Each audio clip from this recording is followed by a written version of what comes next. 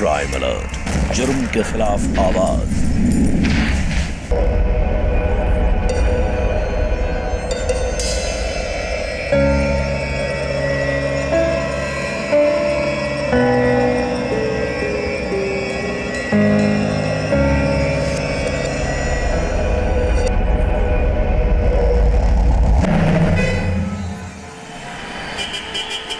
কি হয়েছে?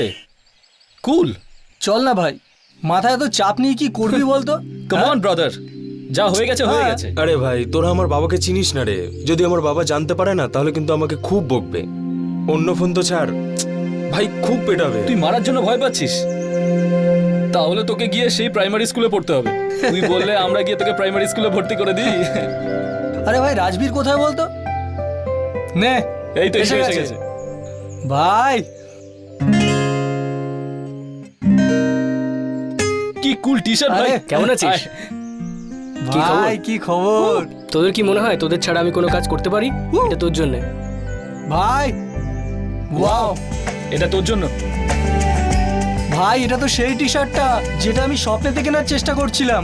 Thank you ভাই, লাভ ইউ। আরে ওঠ, এর কি হয়েছে? কি হলো অমন? মোবাইলের চিন্তা আর বাবার মারের ভয়, দুটো ব্যাপার আছে ভাই।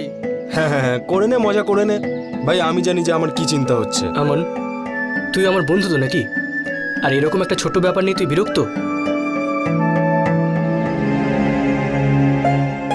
এই নে, এতে হবে? না ভাই, আমার এত টাকার দরকার নেই। আরে রাখ না ভাই, তুই আমার বন্ধু তো আরে নাকি? ভাই রাখ না।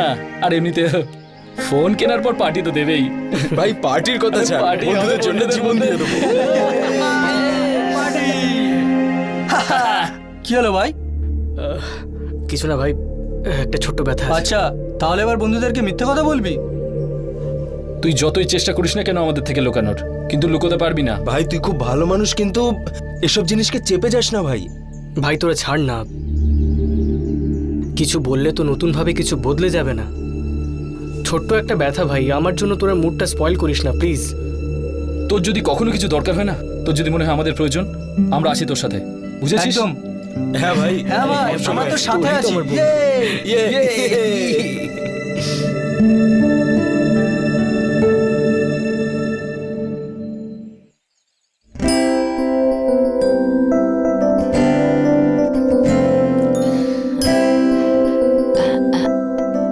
হ্যাপি বার্থডে আমার সোনা। হ্যাপি বার্থডে দাদা। থ্যাংক ইউ সোনা। ওরে, তোর বাবাও দাঁড়িয়ে আছে এখানে, আমায় প্রণাম কে করবে? বাবা, মায়ের পর তো তোমাকেই প্রণাম করবো, তাই না? হ্যাঁ, তাহলে চলে আয়। ভালো থাক, বেঁচে থাক বাবা, অনেক বড় হ, মুখ উজ্জ্বল কর সবার। এবার তোমার সব কাজকর্ম শেষ হয়ে থাকলে পার্টি করি। আরে আরে আরে সোনা মা আমার, পার্টি হবে তো? কোনো পার্টি হবে না এখন, কিন্তু কেন? কারণ রাজবীর নিজের বার্থডে পালন করে না, তাই তোদেরও পার্টি করার কোনো প্রয়োজন নেই। আর যদি পার্টি করতেই হয় তাহলে বাড়ির বাইরে গিয়ে বন্ধুদের সাথে করতে পারিস। মা, আমি সবসময় চেয়েছি যাতে ওর জন্মদিন সেলিব্রেট করতে পারি, কিন্তু কারোর ওর জন্মদিন মনেই থাকে না। আর বাবা, তোমার তো অন্তত ওর জন্মদিন মনে থাকা উচিত, তাই না? কেন? বাবা কেন মনে রাখবে, মা কেন নয়? তুই না যখন কথা বলবি তখন একটু ভেবে চিন্তে বলবি। মা, আমি তো শুধু... এক মিনিট সীমা, দেখ বাবা, তোর ঠাকুমার কি আমার জন্মদিন মনে থাকে? আর যদি মনে নাই থাকে তাতে কি এলো গেল, কিচ্ছু এসে যায় না। এই ব্যাপারটা এখানেই শেষ করো। আচ্ছা, এটা বলো তো, আমার নয়নের মণি আছে কোথায়? দাদা নিজের রুমে বসে নিজের ফেভারিট কাজটা করছে।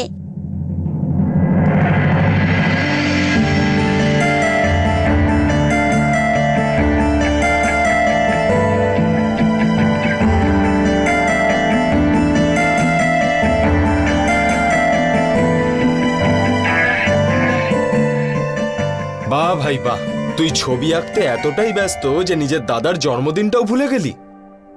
আরে তোমরা সবাই, সরি, আমি আসলে ওই... তুমি কেন সরি বলছো? সারা রাত জেগে দাদা তোমার জন্য বার্থডে গিফট রেডি করেছে, জানো? তোমার মনে হয় যে আমি তোমার বার্থডে ভুলে যাব দাদা? হ্যাপি বার্থডে দাদা। ভগবান আমার ভাগের খুশিটাও যেন তোমাকেই দিয়ে দেন। আমি শুধু তোকে চাই, আর কিচ্ছু চাই না, বুঝলি?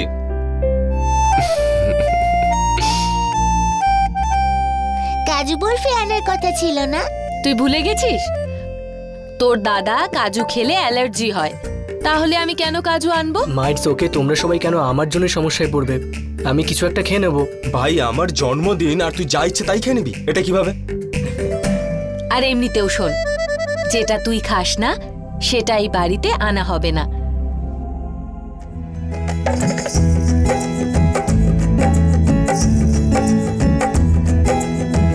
জয় মা মাগো, জয়। জয়।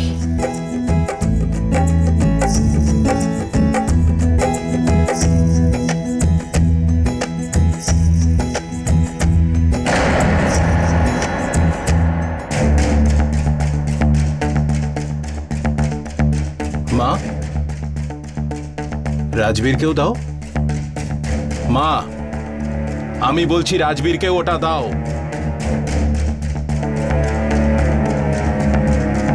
ঠিক আছে বাবা, ইটস ওকে। এমনি এখানে এসেছিলাম আমি। না, দাঁড়া, আশীর্বাদ নিয়ে যা। আমি দেব না।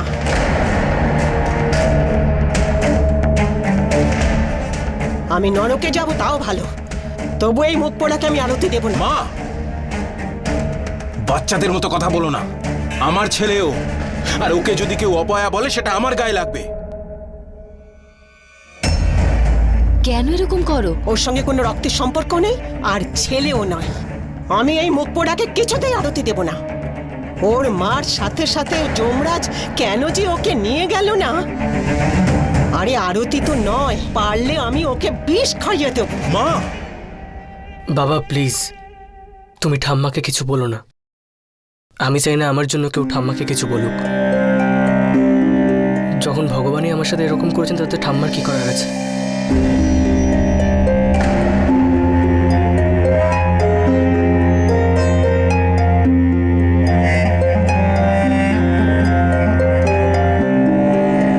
দেখলে তো মা, আজকালকার বাচ্চারা গুরুজনদের সম্মানও করে না।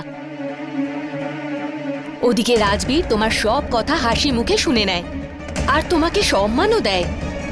আর ও সৎ ছেলে কি করে হয়? আপনার ছেলের রক্তই তো ওর শরীরে বইছে।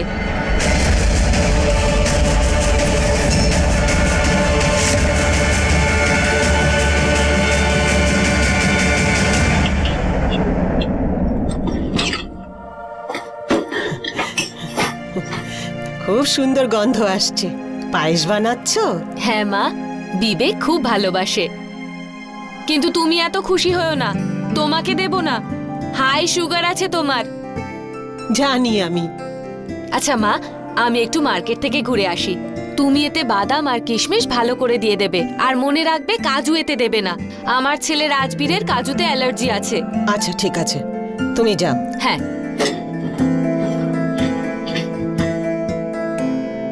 কত শখ, আমার ছেলে রাজবীরের কাজুতে অ্যালার্জি। ওর ছেলে না আরো কত কিছু।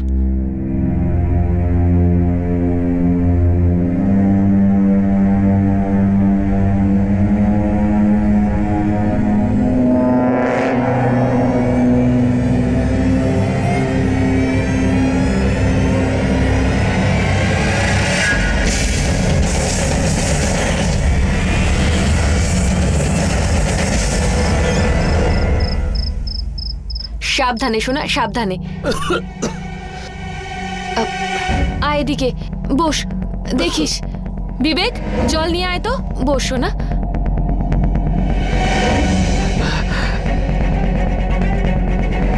এই নে শোনা। কি হলো? কি হয়েছে ওর? ও সন্ধেবেলা থেকে বমি করছে। কি হয়েছে বাবা? পুরো শরীরটা কেমন জ্বালা করছে, আর মাথাও ঘোরাচ্ছে। কিরে বিবেক, ডাক্তারকে ফোন করেছিস? কতক্ষণে আসছেন উনি? হ্যাঁ, জাস্ট 15 মিনিটে আসছেন উনি। আরে আসছে তো? আশেপাশে কোনো ডাক্তারকে ডাকতে পারছো না? দেখছো তো কষ্ট হচ্ছে ওর। আমার ছেলে আর বোমা দুজনে নাটকবাজ হয়ে গেছে। একবার বমি করতেই ওদের হার্ট অ্যাটাক হয়ে গেল। কিচ্ছু হয়নি, কিছু উল্টো পাল্টা খেয়ে নিয়েছে, তাতে বদ হজম হয়ে গেছে। মা, সন্ধে থেকে ও কি খেয়েছে বলো তো? ক্ষীরই তো খেয়েছিল, তাও তো অর্ধেক পড়ে আছে। ক্ষীর? কে বানিয়েছিল ক্ষীর? আমি। তারপরে মা। কোথায় ক্ষীর? ওই তো টেবিলে।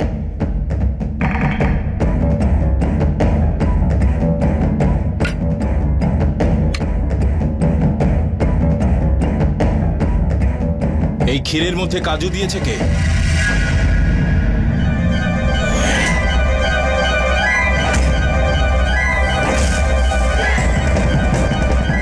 ড্রাই ফ্রুট তো আমি মাকে পরে দিতে বলেছিলাম। হ্যাঁ, আমি বাদাম আর কিশমিশ দিয়েছিলাম। কাজু দাওনি তুমি? না, মা, এই বয়সে এটা আশা করিনি তোমার থেকে। হ্যাঁ রঞ্জিত, আমি কোনো কাজু বাদাম দিইনি পায়েসে। ব্যাস, আর একটাও কথা শুনতে চাই না আমি।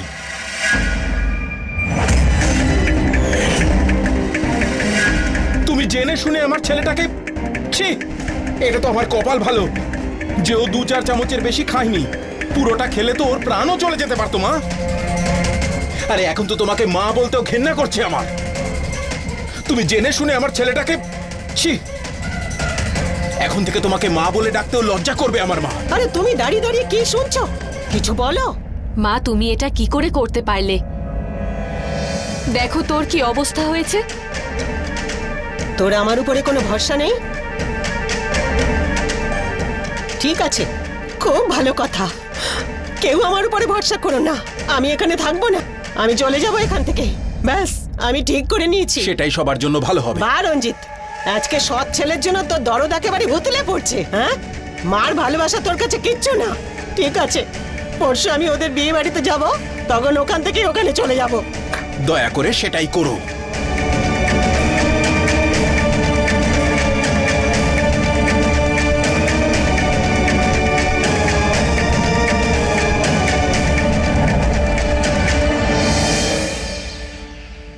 সীমা, আর কতক্ষণ? হ্যাঁ মা, আনছি। বিস্কিট এই যে রাখলাম। তোমার চা। আরে বাবু, কেমন আছিস তুই? শরীর কেমন আছে এখন? এখন একটু ভালো লাগছে বাবা। আয় এখানে আয়। বস।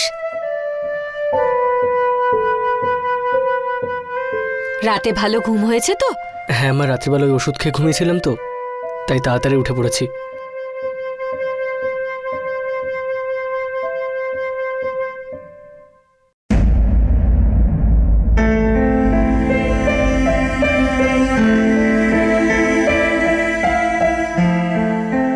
ঠাম্মা, আমি জানি যে তুমি সবকিছু জেনে বুঝে করনি। আমার সৎ হওয়া নিয়ে তোমার প্রবলেম না, স্বাভাবিক যে কারোরই হবে।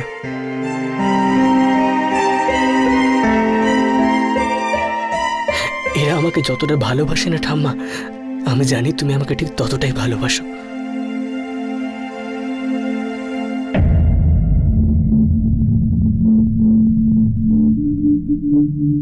বাবা, আমার কিছু টাকা দরকার ছিল।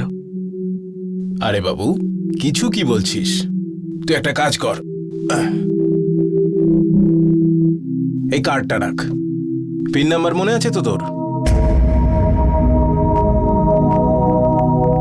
তোর যত টাকা লাগবে তুলে নিস, ঠিক আছে তো বাবা? থ্যাঙ্কস বাবা। মা, আমি আমার বন্ধুদের সঙ্গে দেখা করে আসছি। যা। বাই মা। বাই সোনা, সাবধানে যাস। বাই ঠাম্মা। কার্ড কেন দিলে বলো তো? ও তো বাচ্চা, প্রয়োজনের থেকে বেশি টাকা পেলে বিগড়ে যাবে। সীমা, অকারণে টেনশন করে কি লাভ? রাজবীরের ওপর আমি চোখ বন্ধ করে ভরসা করতে পারি। তুমি দেখে নিও, ও কখনো কোনো ভুল কাজ করবে না।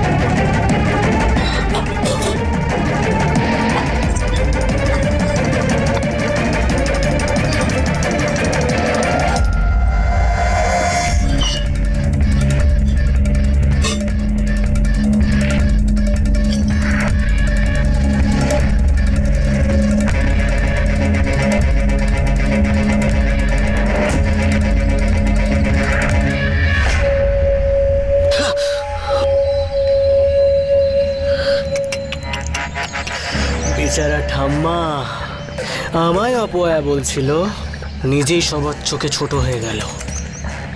আমাকেই বাড়ি থেকে তাড়িয়ে দেবে ভেবেছিল, নিজেই বাড়ি থেকে বেরিয়ে যাবে। যে রাজবীরকে কষ্ট দেয়, রাজবীর তাকেই কষ্টে ফেলে দেয়। মাঝে মাঝে ছোট বাচ্চারা পরিবারের ভেতর অ্যাটেনশন পাওয়ার জন্য অনেক রকম কাণ্ড করে থাকে। এটাকে আমরা খুব একটা খারাপ বলি না, কিন্তু এই যে 17 বছরের একটা ছেলে, ওর মাথার ভেতর কি চলছিল, ও কোন বিষয়ের বদলা নিতে চেয়েছিল, আর সেটা কিভাবে নিতে চাইছিল। নমস্কার, আমি ইকবাল খান। আজকের ক্রাইম অ্যালার্টের এপিসোডে আপনাদের স্বাগত। টিনেজ খুবই অদ্ভুত একটা বয়স, আর রাজবীরও ঠিক এই বয়সটা দিয়েই যাচ্ছিল, যে জীবনে এগিয়ে যাওয়ার বদলে কিছু লোকের বিরুদ্ধে রাগ আর ঘেন্না বাড়ছিল। ষড়যন্ত্র আর ঘেন্না কত দূর পর্যন্ত যেতে পারে, যত লোক ছিল তারা সেটাই দেখছিল যেটা ও দেখাতে চাইছিল আসলে কি আর কেন এসব করছিল। ভাই, আমি তো সহ্যই করতে পারছি না। আমি জানি না তুই এরকম কি করে সহ্য করিস রে। ছাড় না ভাই, তোরা সবসময় এই বিষয়টা নিয়ে কেন কথা বলিস? ভাই, তুই বাড়িটা ছেড়ে দে। না, আমি বলছি মার খাওয়া ছাড় আর মারা শেখ। ভাই ঠিক বলছো, তুই যতবার গাল এগিয়ে দিবি লোকে তোকে ততবার থাপ্পড় মারবে। একবার হাত তুলে দেখ। কি বলছিস তোরা ভাই? আমার মা মারা যাওয়ার পর এরাই আমার দেখাশোনা করেছে, ভালো স্কুলে পড়িয়েছে, অ্যাডমিশন দিয়েছে। এরা আমার কাছে ভগবানের মতো, আর তোরা তাদের বিরুদ্ধে। ভাই তুই মহান, কিন্তু তোর মতো মানুষের জন্য যাই করতে হোক না কেন আমরা করব। তুই শুধু একবার বলে দেখ রাজবীর, বলে দেখ। আর তোর ফ্যামিলিতে শুধু সৎ মা বাবাই নেই, আমরাও আছি। We are a family, we are a family, we are a family, bro.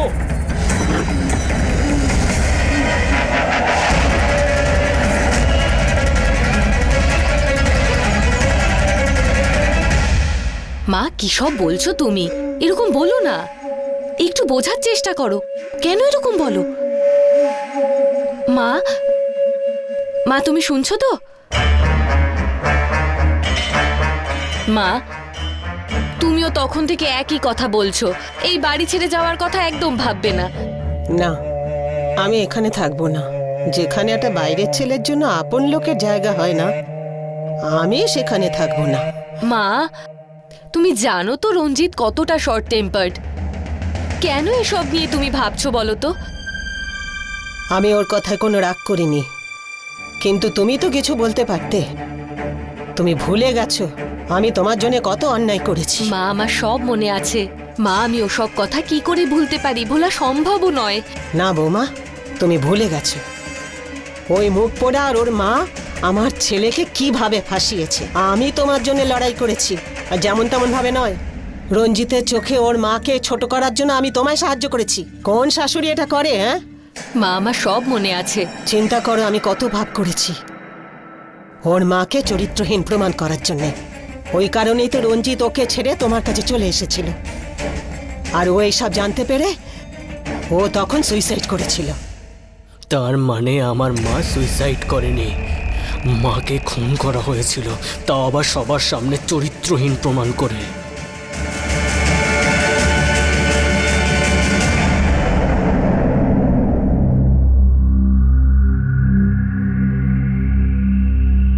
এটাই তো ঘটনা মা।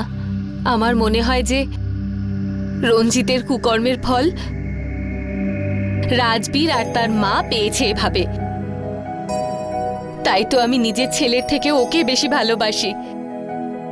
তুমিই বলো মা, ওই বাচ্চাটার এতে কি দোষ?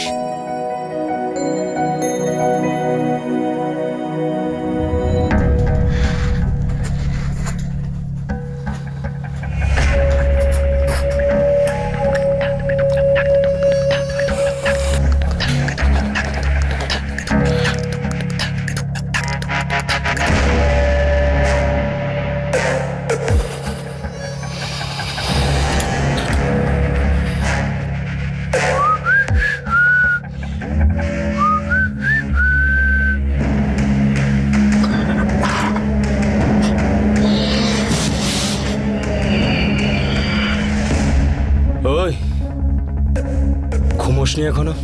আসলে ঘুম আসছিল না তো, তাই ভাবলাম যে কিছু পেন্টিং করি। ঘুমিয়ে পড় ভাই, 1টা বাজে। Good night. Good night. Good night. Good night.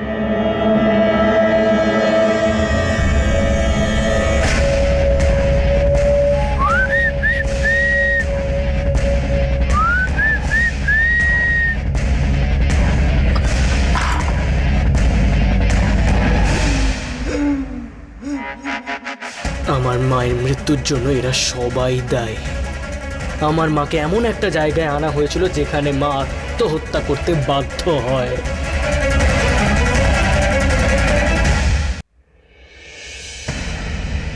ভাই আমি আর সহ্য করতে পারছি না, আমি কিছু একটা করে দেবো। ওর গলাটি ভাব তাহলে আমার ঠিক কতটা কষ্ট হয়।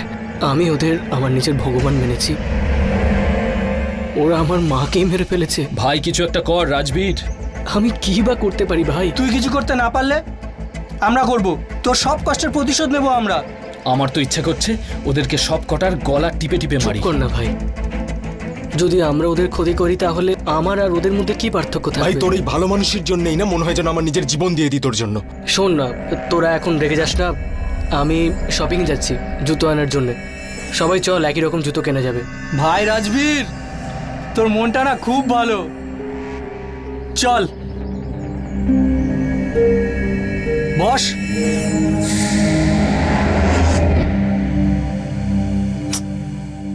রাজবীরের জামা কাপড় কত কম নোংরা হয়। তোরা দুজন কি এমন করিস বলতো? তোদের জামা কাপড় কাচতে গিয়ে আমার অবস্থা খারাপ হয়ে যায়। ওহো, বন্ধ কর তো এসব তুই। আর শোন, তোর খেলনাগুলো ঘরের চারিদিকে ছড়ানো ছেটানো থাকে, সব ঠিকঠাক জায়গায় রাখবি, নয়তো রাস্তায় তোর খেলনা থাকবে। যা গুছিয়ে রাখ। ঠিক আছে মা।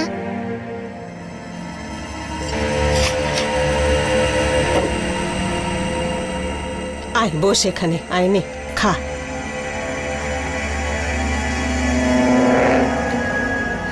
রঞ্জিত, রঞ্জিত, আরে কি হলো কি সীমা? কি হয়েছে কি সীমা? এত চেঁচাচ্ছ কেন? তোমার শার্টের উপর এই লিপস্টিকের দাগ কোত্থেকে এলো? মুস্কান, বিবেক, তোমরা ওপরে গিয়ে পড়তে বসো।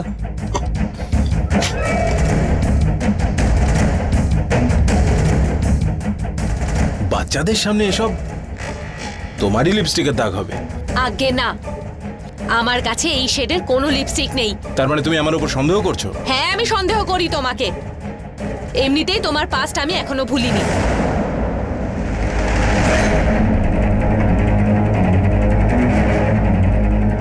সীমা, হতে পারে আমার অতীতে অনেক ভুল করে ফেলেছি আমি অতীতে, কিন্তু সেই ভুলের জন্য তো আমি ক্ষমা চেয়ে নিয়েছি তোমার কাছে। ক্ষমা করে দিয়েছি আমি তোমায়। তাই তো রাজবীরকে নিজের ছেলের মতন ভালোবাসি আমি। কিন্তু ভয় পাই তুমি আবার আগের মতন কোনো কাজ না করে বসো, যাতে আমাদের সংসারটা আবার ভেঙে যায়।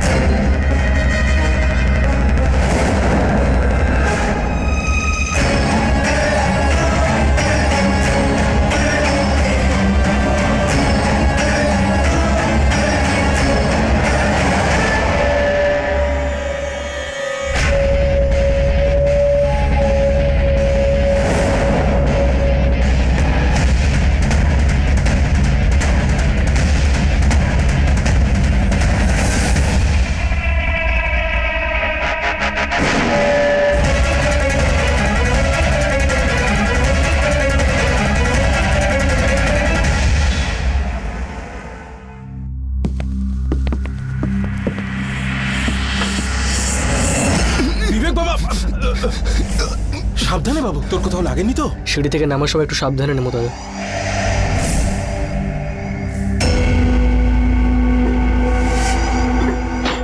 মুস্কান, মুস্কান, কি বাবা? মুস্কান, এটা তোর খেলনা তো? হ্যাঁ বাবা। হ্যাঁ বাবা বলছে আবার। তোর এই খেলনা তুই যেখানে সেখানে ফেলে রেখে দিস। এই খেলনা থেকে বেরোনো সলিউশন সিঁড়ির ওপর পড়েছিল, তার উপর বিবেক দাদার পা পড়ায় খুনি কত বড় একটা অ্যাক্সিডেন্ট ঘটে যাচ্ছিল, ওর হাত পা ভেঙে যেতে পারতো। কিন্তু আমি তো কি? তুইও না দিন দিন তোর মায়ের মতো বুদ্ধিহীন হয়ে যাচ্ছিস। নিজের খেলনা সাবধানে রাখবি, নইলে। কি হলোটা কি? কি হয়েছে ওকে জিজ্ঞেস করো, জিজ্ঞেস করো ওকে।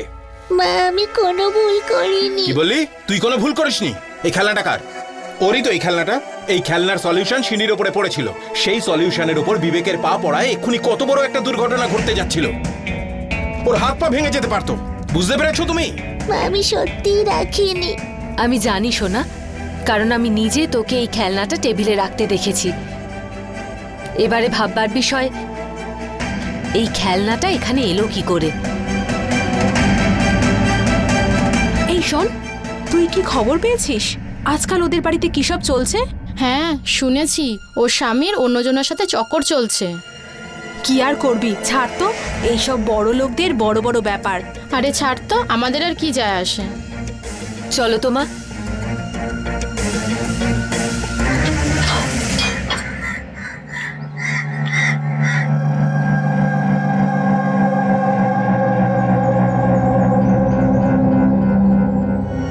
মা, এসব কথা পাড়ার লোক কিভাবে জানলো বলো তো?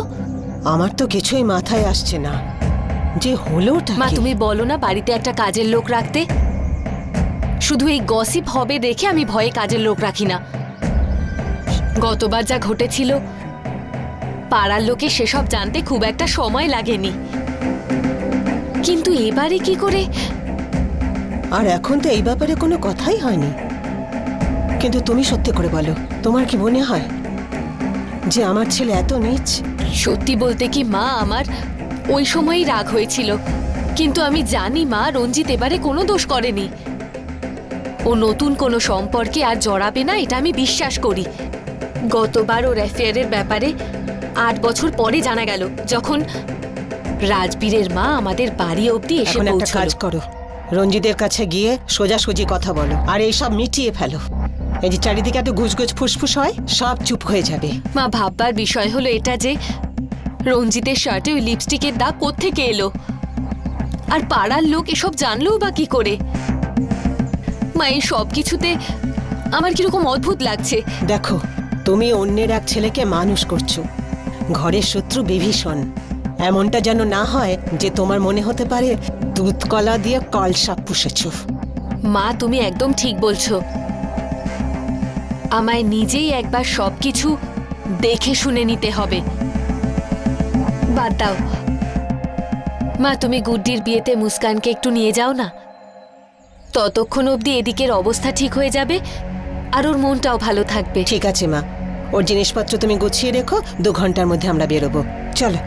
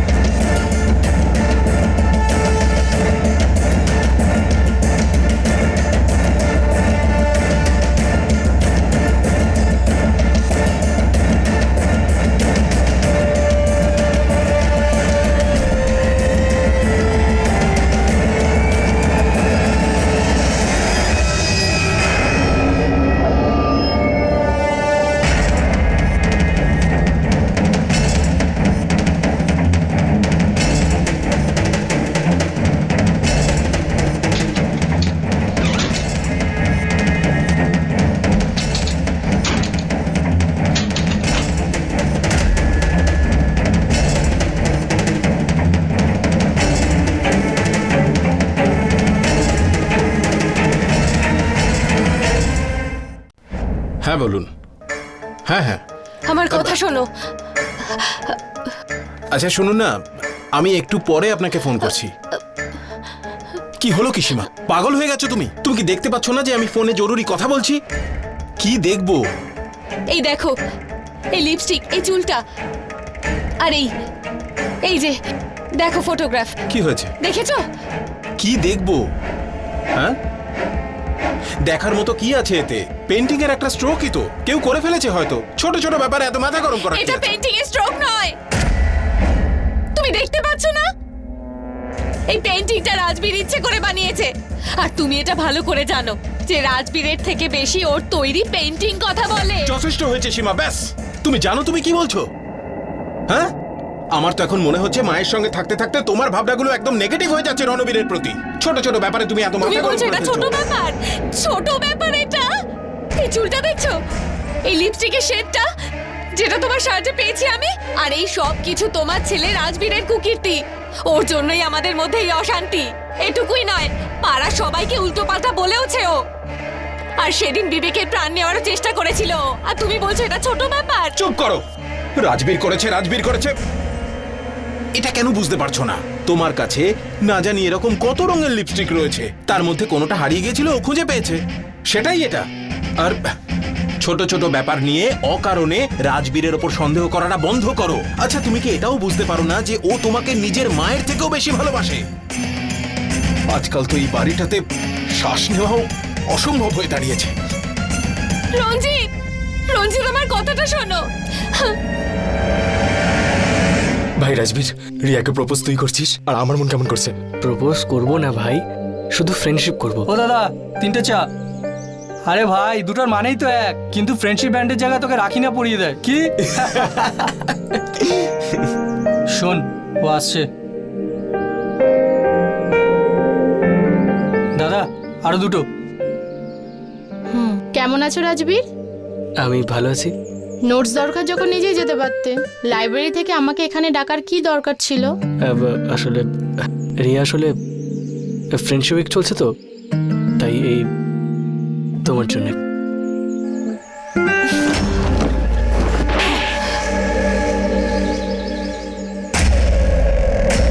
মা, আসলে এই থাপ্পড়টা এই কারণে দিলাম যাতে তুই এটা না ভাবিস তোর কুকীর্তি সম্পর্কে কেউ কিচ্ছু জানে না।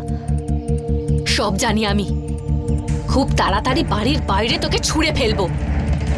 আর হ্যাঁ, আমার ফ্যামিলির কোনো সদস্যের যদি কোনো ক্ষতি করার চেষ্টা করিস, তোকে আমি সোজা থানায় দিয়ে আসবো। এই ব্যাপারে আমার আগেই স্টেপ নেওয়া উচিত ছিল। মা, কিন্তু আমি কি আমার সামনে একদম নাটক করবি না।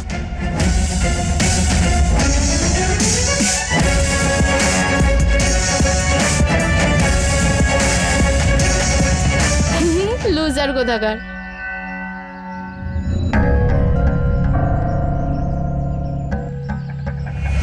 রাজবীর, তুই ঠিক আছিস তো ভাই? আমার তো মাথায় রাগ চড়ে গেছে। রাজবীর, রাজবীর, কিছু বল ভাই। ভাই, মেয়েদের সামনে মান সম্মান চলে গেল ভাই, কিছু একটা কর। হ্যাঁ ভাই, ইটস টু মাচ, খুব বেশি হয়ে গেল এটা।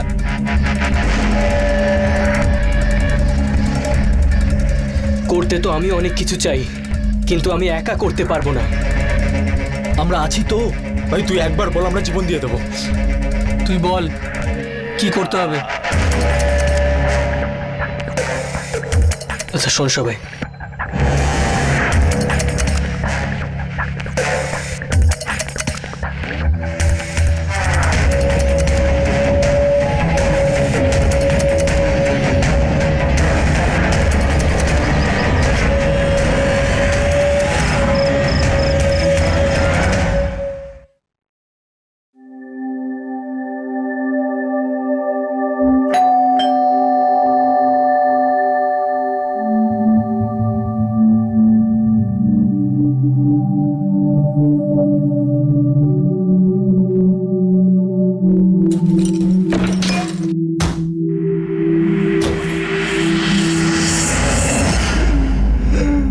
এরা কারা? আর এসব কি? আমি বাড়ি ছাড়তে চাই, তো এরা শিফটিং এর জন্য সাহায্য করতে এসেছে। মা, তাড়াতাড়ি কর। চল।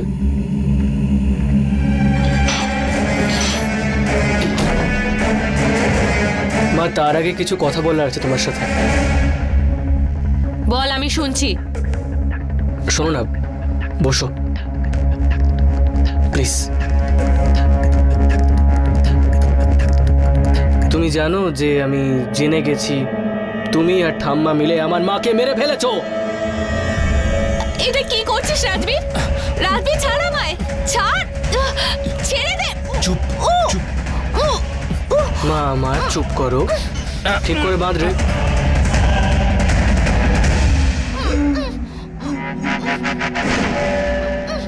তুমি একদম ঠিক ছিলে। বিবেককে আমিই ফেলেছিলাম, বাবার জামায় লিপস্টিকের দাগ আমিই দিয়েছিলাম, পাড়ায় ভুলভাল কথা রটিয়েছিলাম, আর তার সাথে নিজের পায়েসে কাজু মিশিয়েছিলাম। বুড়িকে ঘর থেকে বের করানোর জন্যে। তোমার যাওয়ার সময় হয়ে গেছে সোনা মা আমার। ওয়েলকাম টু হেল।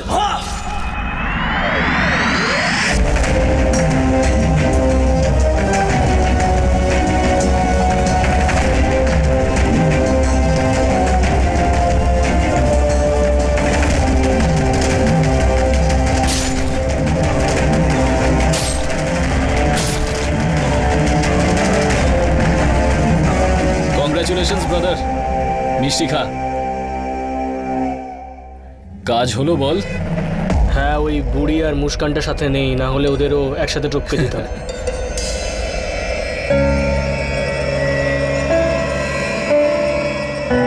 এ নাও তোমার মিষ্টি খাওয়ার টাকা। হ্যাঁ, পুরোটাই রেখে নাও। এই বাড়ির কোনো জিনিসই আমার দানে চাই না। আমার মায়ের অধিকার আমি নিয়েই ছাড়ব। এই বাড়ির প্রতিটি কোণায় আমার মায়ের অধিকার। যা ভেতরে গিয়ে সব গয়নাগুলো নিয়ে আয়। মিষ্টি দে।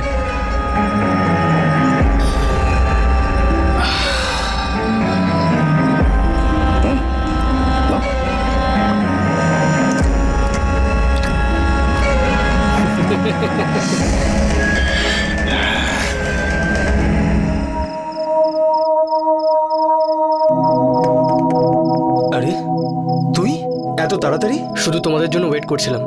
ভেতরে এসো। চল।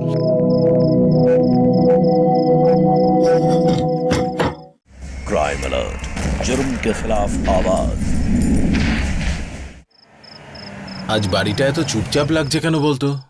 মুস্কান বাড়িতে নেই তো তাই, আর রাজবীরও কোথাও একটা গেছে। তাহলেও এত চুপচাপ? গিয়ে দেখাই যাক।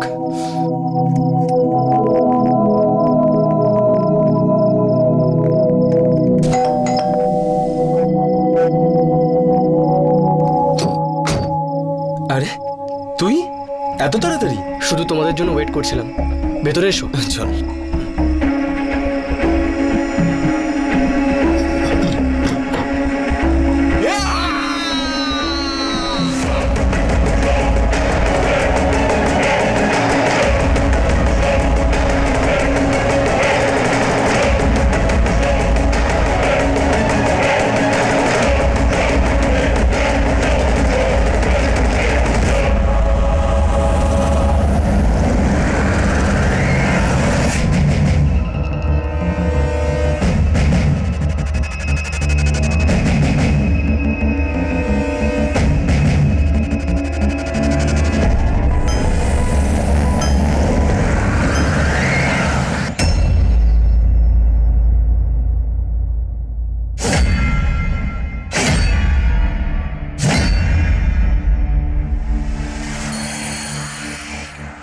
এনে তো মারা গেছে।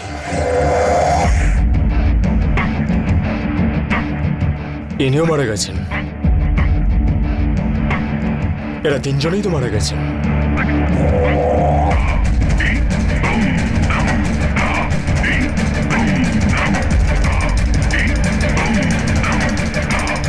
এ এখনো বেঁচে আছে।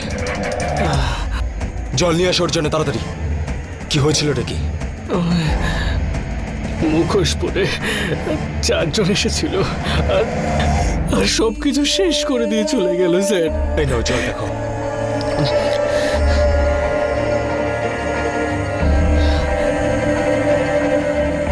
ব্যাপারটা তো ডাকাতির মনে হচ্ছে, কিন্তু একটা ব্যাপার আমি বুঝতে পারছি না, সবাইকে এত খারাপভাবে মারার পর রাজবীরকে এরকম হালকা আঘাত কেন করলো? অনেকদিন পর এরকম একটা কেস দেখলাম যেখানে বন্দুক ছাড়া অন্য অস্ত্রের ব্যবহার করা হয়েছে, ছুরি ব্যবহার করেছে।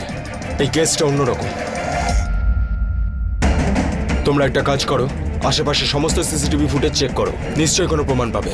আর একটা কাজ করো, একে হসপিটালে নিয়ে যাওয়ার ব্যবস্থা করো, আর ওনার স্টেটমেন্টটা নিয়ে নাও। আমি আপনাদের বলছি স্যার, এই সমস্ত কাজ রাজবীরই করেছে। ওই মুখ পোড়া এই বাড়ির সর্বনাশ চায়, ওই করেছে সব। আমার সংসারটাকে ছারখার করে দিল।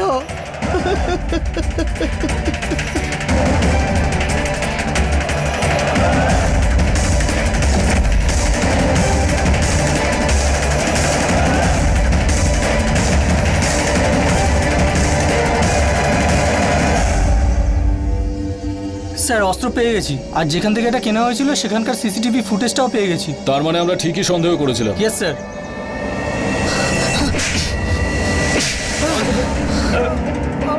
সত্যি কথা বল। হ্যাঁ, আমি মেরেছি। আর আমার মনে হয় না আমি কোনো ভুল করেছি, কারণ ওরাও আমার মার সাথে এটাই করেছিল। কারণ রাজবীরকে যে কষ্ট দেয়, রাজবীর তাকে কষ্টে ফেলে দেয়। আচ্ছা,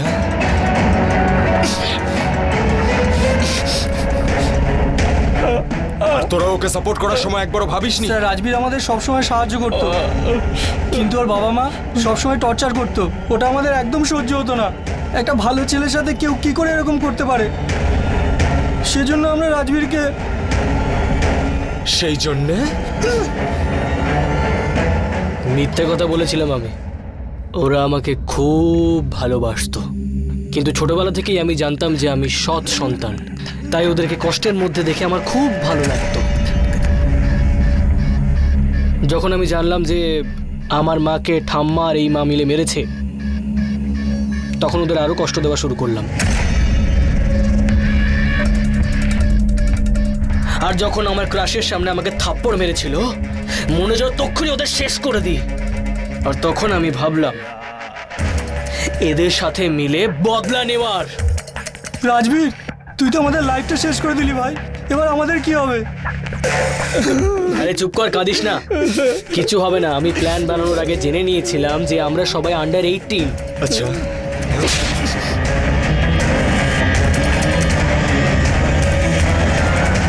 18 বছর বয়সে বন্ধু আর বন্ধুত্ব খুবই গুরুত্বপূর্ণ ব্যাপার।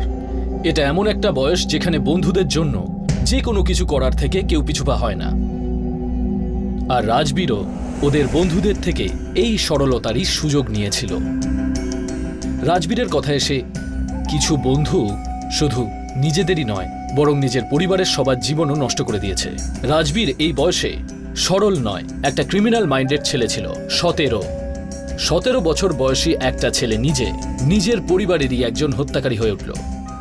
আর তার সঙ্গে তার 3 বন্ধুও। শুধু ওর সৎ বোন আর ঠাকুমা বেঁচে যায়। আর তার কারণ সেই সময় ওরা বাড়িতে ছিল না। এই অপরাধ এতটাই গুরুতর ছিল, এই অপরাধ এতটাই চিন্তা ভাবনা করে করা হয়েছিল যে এর মধ্যে ছোট বা বড় হওয়ার প্রশ্নই ওঠে না। সেই জন্য হাইকোর্ট ওকে মৃত্যুদণ্ড দিয়েছিল। কিন্তু রাজবীরের অপরাধ কি এখানেই শেষ?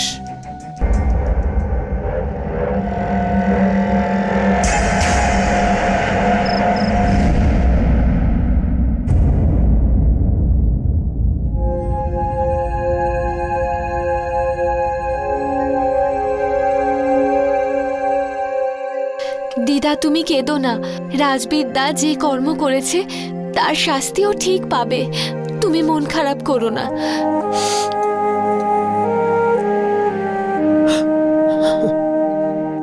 আচ্ছা শোন, তুই একটু মঙ্গল মার্কেটে যা, আমার লিস্টের জিনিসগুলো নিয়ে আয়। মঙ্গল মার্কেট? কখনো যাইনি। আচ্ছা, জিপিএস দেখে চলে যাব, তুমি টেনশন করো না। সাবধানে যাস।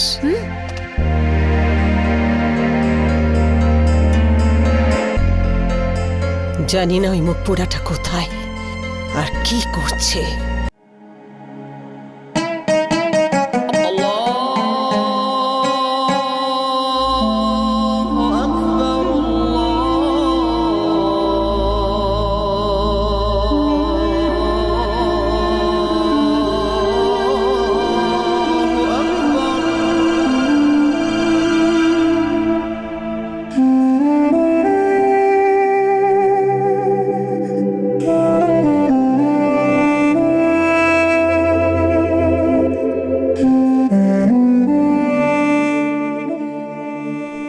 তোমার জন্য গরম গরম খাবার।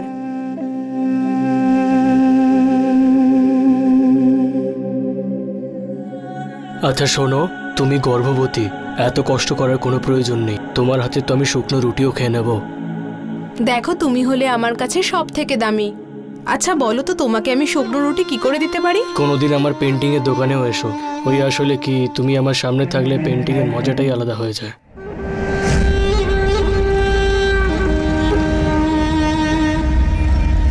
সকাল সকাল দিদা কি কাজ করতে পাঠিয়ে দিল।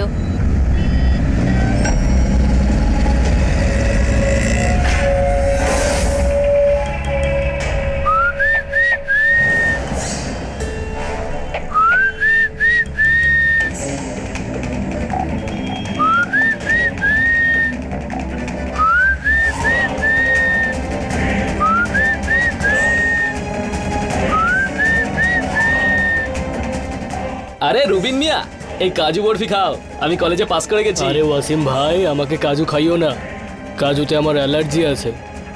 ফারুক ভাইয়ের কাছে যাও।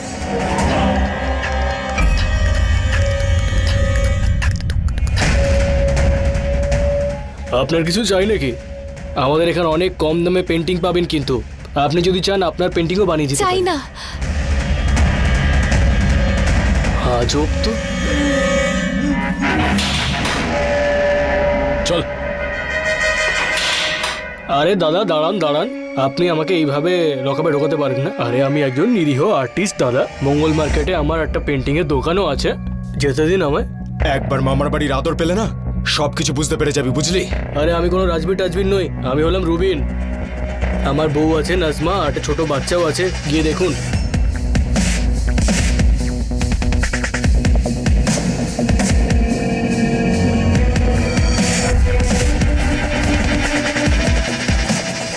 ও আচ্ছা, বুড়ি তুই, তাই ভাবি যে এরা আমাকে 8 বছর ধরে ধরতে পারেনি, এখন কিভাবে ধরলো? মনে পড়েছে সব? এবার সত্যি বল। হ্যাঁ বলছি। আমি জেল থেকে পালানোর পর নাজমার সাথে দেখা হয়েছিল। বাবা মা ছিল না, তাই ভেবেছিলাম বিয়ের পর নাম পরিচয় দুটোই আমি পেয়ে যাব, তাই বিয়ে করে ফেললাম। পেন্টিং বানিয়ে বিক্রি করে বাঁচতে শুরু করলাম।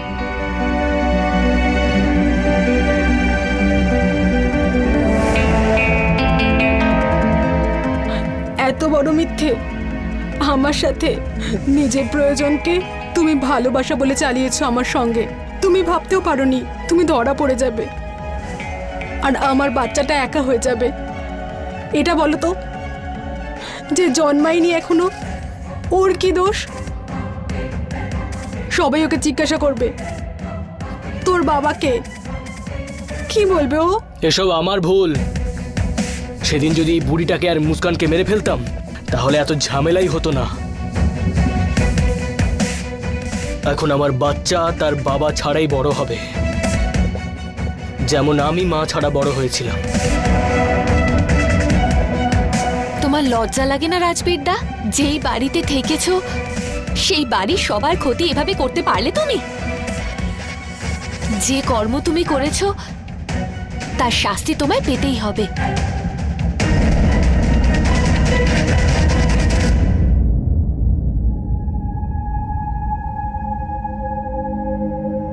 বৌদি, বৌদি কেঁদো না, তুমি আমাদের সাথে চলো। আমরা এটা চাই রাজবিদ্যার ছেলে যেন রাজবিদ্যার মতো না হয়। চলো।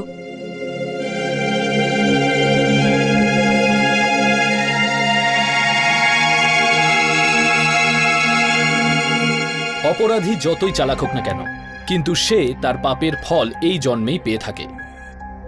রাজবীর এত বড় অপরাধ করেছিল, তা সত্ত্বেও ওর জীবনটা সুখে কাটিয়ে দেবে? এটা সম্ভব নয়। যদি হিংসার বদলে হিংসা হয়, যদি আমরা এটা মেনে নিই, তাহলে সারা পৃথিবী শেষ হয়ে যাবে। সেই জন্য মুস্কান নাজমা আর রাজবীরের ছেলেকে জায়গা দিয়েছিল, আর বদলার হিংসা সারা জীবনের মতো শেষ করে দিয়েছিল। আর রাজবীর সাজা কাটার বদলে জেল থেকে পালিয়ে যায়।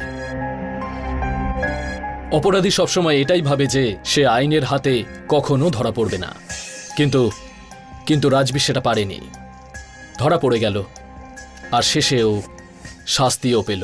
আর এর সাথেই আমি ইকবাল খান আপনাদের কাছে বিদায় নিচ্ছি। পরের এপিসোডে আবার দেখা হবে নতুন কোনো রোমহর্ষক গল্প নিয়ে। ততক্ষণ অ্যালার্ট থাকুন। ক্রাইম অ্যালার্ট, অন্যায়ের বিরুদ্ধে সোচ্চার। এখনো সময় আছে, নিজের অপরাধ স্বীকার করে নাও। আমাকে কঠোর হতে বাধ্য করো না। আপনি যা খুশি করুন, আমি মিথ্যে কথা বলছি না। আমি সত্যিই কোনো খুন করিনি। আবার মিথ্যে কথা বলছো তুমি? না ম্যাডাম, ও মিথ্যে কথা বলছে না। আমার স্ত্রী ঠিক কথাই বলেছেন ম্যাডাম। খুন ও করেনি, খুন আমি করেছি। গ্রেপ্তার করো ওকে। না ম্যাডাম, মিথ্যে আমি নয়, মিথ্যে ও বলছে। আসলে ওই খুনটা আমিই করেছি। ও শুধু আমাকে বাঁচানোর জন্য এসব বলছে, অন্য কিছু নয়। আরে কেন মিথ্যে কথা বলছো মঞ্জুরি?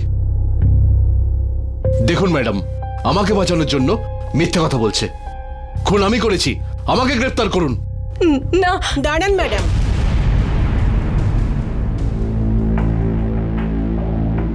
মা তুমি এখানে?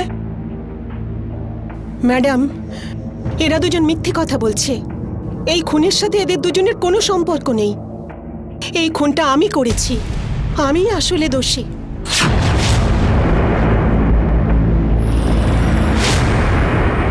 এইটা কি করে সম্ভব? একটা অপরাধীর তিন অপরাধী, আর তিনজনই খুনের অপরাধ নিজের ঘাড়ে নিতে চাইছিল। এমনকি একে অপরকে বাঁচানোর জন্য তিনজনেই একে অপরকে মিথ্যুক প্রমাণ করার চেষ্টা করছিল। এমন কি ঘটনা ঘটেছিল? নমস্কার, আমি অমিত পাচৌরি, ক্রাইম অ্যালার্টের এই এপিসোডে আপনাদেরকে স্বাগত জানাচ্ছি। আসুন নিয়ে যাব আপনাদেরকে আমার সাথে মধ্যপ্রদেশের জেলা মেহেরে ঘটা এমন এক ঘটনার সঙ্গে আলাপ করাতে, যা না শুধু অবাক করবে, বরং আপনার মাথা আর মন কাজ করার অবস্থাতেই থাকবে না। চলুন এই ঘটনার গোড়া অবধি পৌঁছানোর আগে এই ঘটনার সঙ্গে জড়িত কিছু ঘটনার উপর নজর দেওয়া যাক।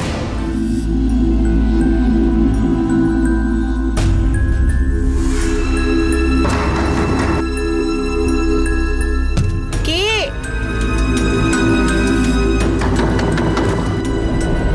আসছি।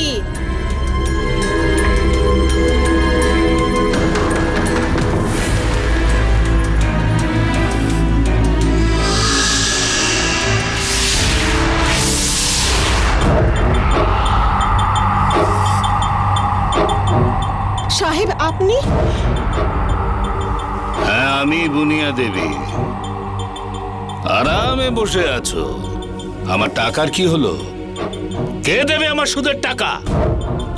আপনি তো জানেন সাহেব, আমার ছেলে মুম্বাইতে গেছে টাকা রোজগারের জন্য। ও এলেই আপনার সমস্ত টাকা শোধ করে দেব, সুদ সমেত। 2 মাস ধরে এই কথা শুনতে শুনতে আমার কান ব্যথা হয়ে গেছে, কিন্তু সুদের টাকা দেখতে পাইনি। আমার কাছে টাকা থাকলে আমি আপনাকে দিয়ে দিতাম সাহেব।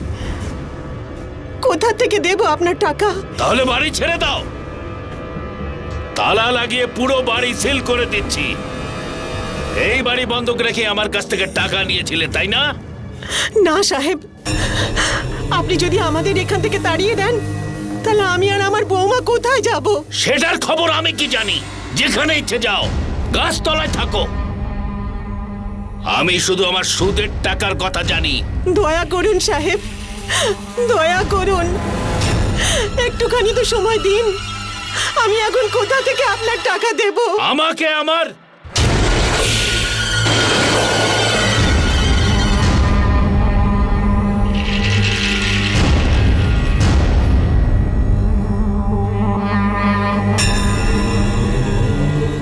দিতে চাইলে দিতে পারো।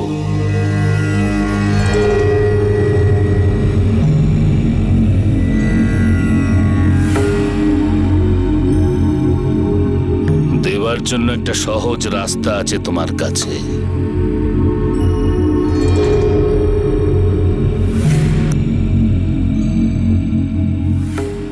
চলো।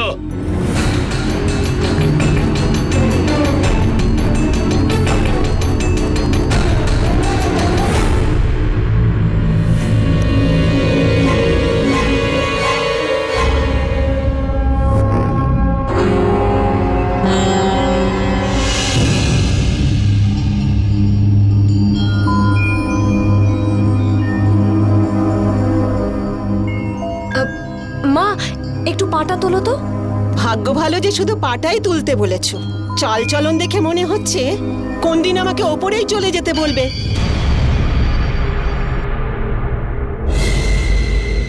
একটা টাকাও তোমার বাবা দেয়নি, বিনা পণে বিয়ে দিয়েছে। আর আমাদেরকে দেখো, বোঝা বয়ে বেড়াতে হচ্ছে। যদি কিছু টাকাও তোমার বাবা আমাদের দিত, তাহলে আমরা সাহেবের আজকে সব টাকা শোধ করে দিতে পারতাম। কিন্তু না, তোমার বাবা আমাদের কথা কেন চিন্তা করবেন? ওনারা তো নিজেদের বোঝ হালকা করার ছিল, করে নিয়েছেন। এবার আমরা ভুগছি।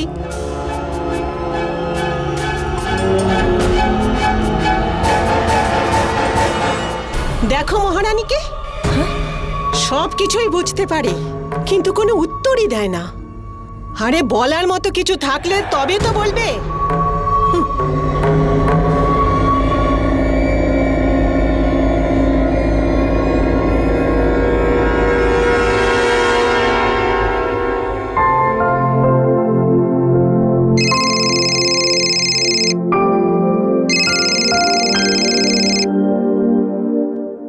হ্যালো। কেমন আছো ডার্লিং?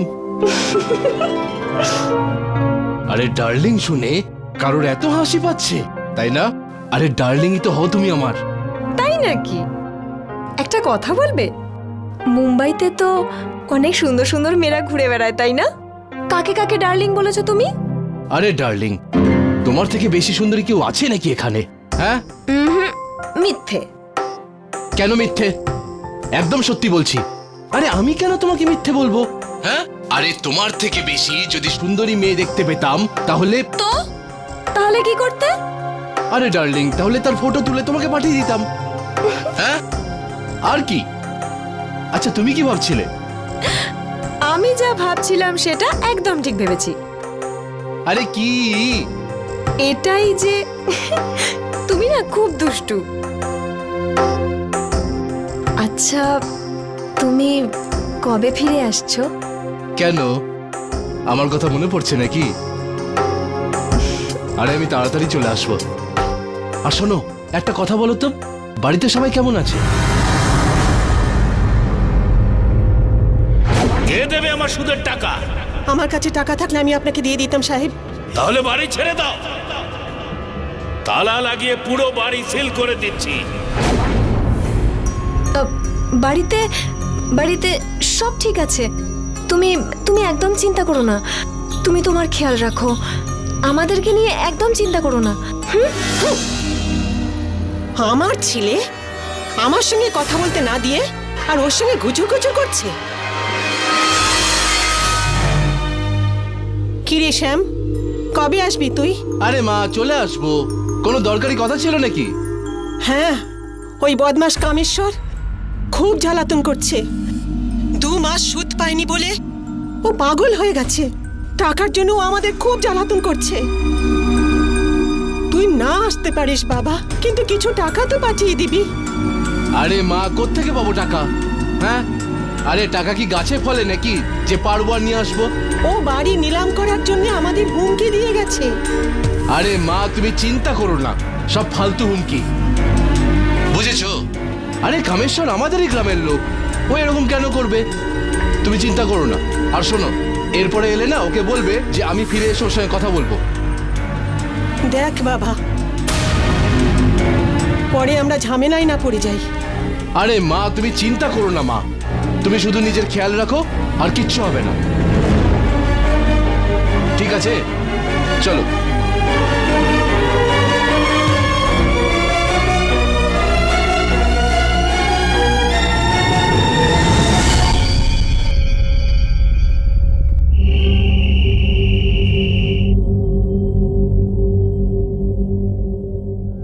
ছি ছি ছি ছি, এত নোংরা চাদর। মঞ্জুরি, এই মঞ্জুরি। হ্যাঁ মা। এসব কি? আমার বিছানার উপরে এত ময়লা চাদর কেন পেতেছো? ওই সারাদিন কি করো মহারানী? সকাল থেকে এখন পর্যন্ত চাদর ধোয়ার সময় হয়নি? নিজের বিছানার উপরে তো বেশ পরিষ্কার চাদর পেতে রেখেছো, আর আমার বিছানার উপর তো ময়লা চাদর। তোমার লজ্জা করে না? আমি এক্ষুনি করে দিচ্ছি।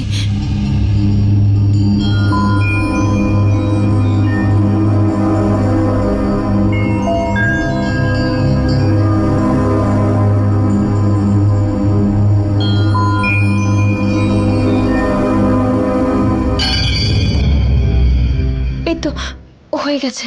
হ্যাঁ হ্যাঁ, ঠিক আছে। কাল সকালে এই চাদর ভালো করে পরিষ্কার করে রাখবে, বুঝেছো?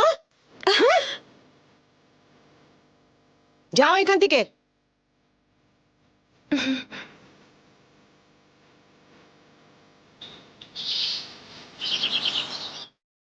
মঞ্জুরি, আরে ও মঞ্জুরি।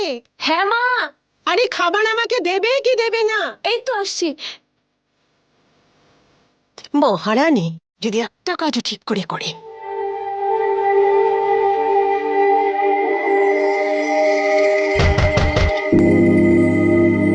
আরে কে আবার এলো এই ভর দুপুর বেলায়? ঠিক করে খাবারও খেতে দেবে না। আরে আসছি, দাঁড়াও।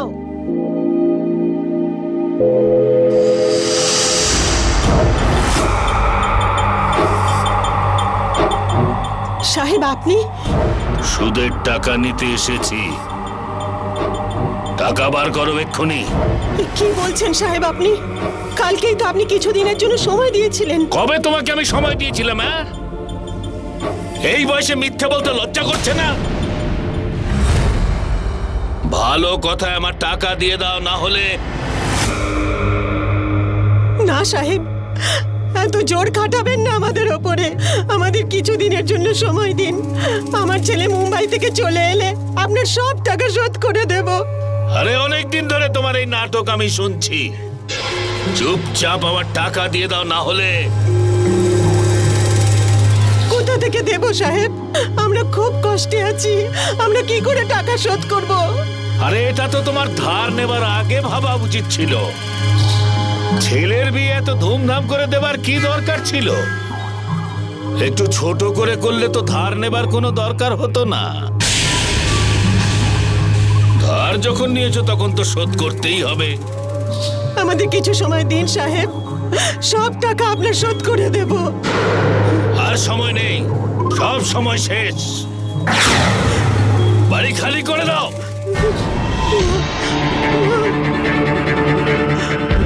এই দেখো কোর্টের অর্ডার। তালা লাগিয়ে সিল করে দেব, আর 2 দিন পর নিলাম হয়ে যাবে। দয়া করুন সাহেব, দয়া করুন। আপনি যদি বাড়ি থেকে বের করে দেন তাহলে আমরা কোথায় যাব সাহেব? তুমি কোথায় যাবে সেটা তো তুমি ভেবে দেখবে, আমাকে বলে কি হবে? বাড়ি থেকে বের করে দাও এই বুড়িটাকে। মালিক, না না, আপনি আমাদেরকে আর একটু সময় দিন। ও ফিরে এলেই আপনার সব টাকা শোধ করে দেব। আর একটু সময় দিন।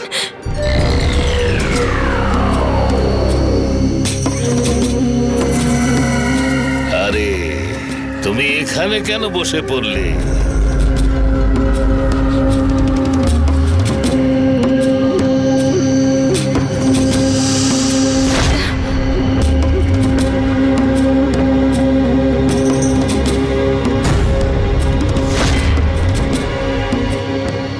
দু ঘন্টার মধ্যে আমার গদিতে চলে এসো,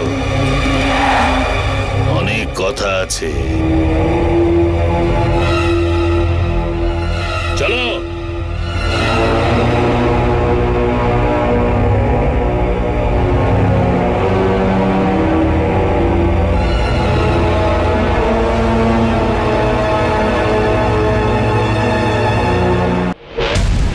বুনিয়া, এটা হলো তোমার বাড়ির দলিল। তোমার বাড়িটা তোমার ছেলে শ্যামের নামে আছে, তাই না? আর এটা হলো তোমার বাড়ির বন্ধক রাখবার কাগজ।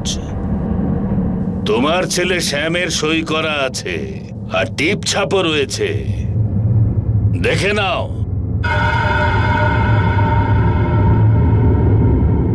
আরে তুমি তো লেখাপড়া জানো না, আমি পড়ে দিচ্ছি কি লেখা আছে।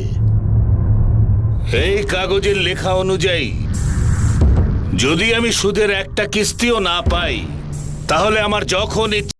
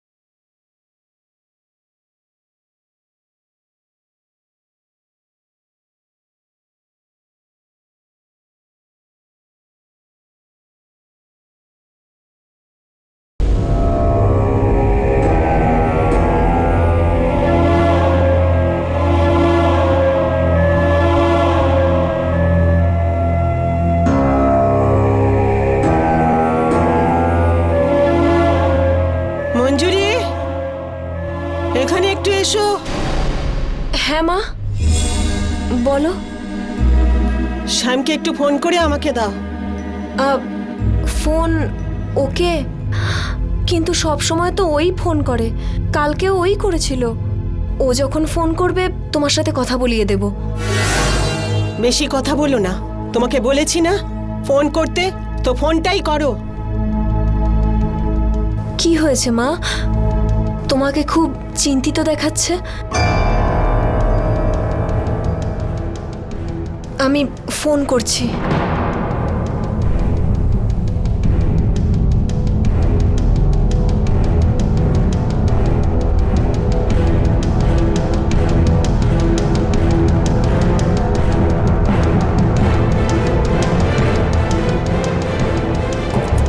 মা, ও ফোন ধরছে না। ঠিক আছে ঠিক আছে, ছেড়ে দাও। ও মনে হয় কাজে ব্যস্ত আছে। যাও, তুমি নিজের কাজ করো।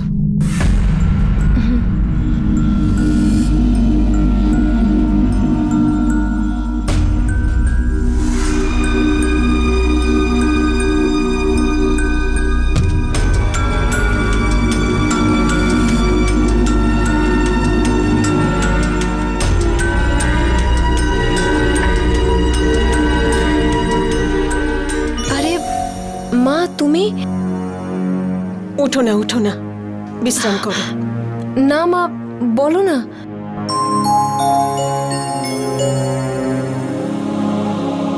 আরে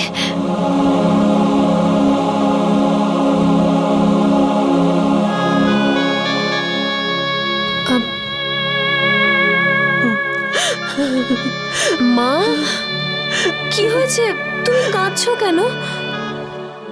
কিছু না মা, ময়লা পড়েছিল, চলে গেছে। না, তুমি তুমি আমার কাছে কিছু লুকোচ্ছ না। বলো কি হয়েছে মা? কিচ্ছু না, আমি বললাম না, এখন ময়লা চলে গেছে।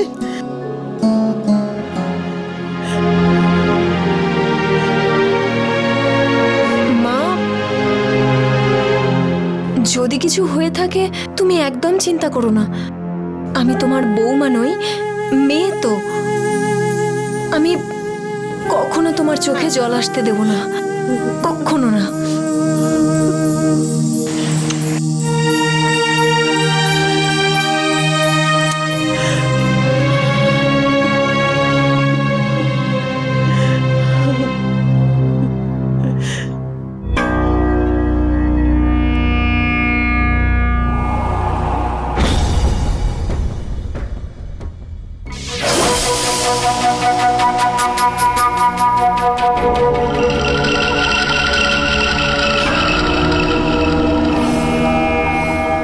কি ভাবলে বুনিয়া? সাহেব, তাড়াতাড়ি ভাবো, দেরি না হয়ে যায়। ভাবো।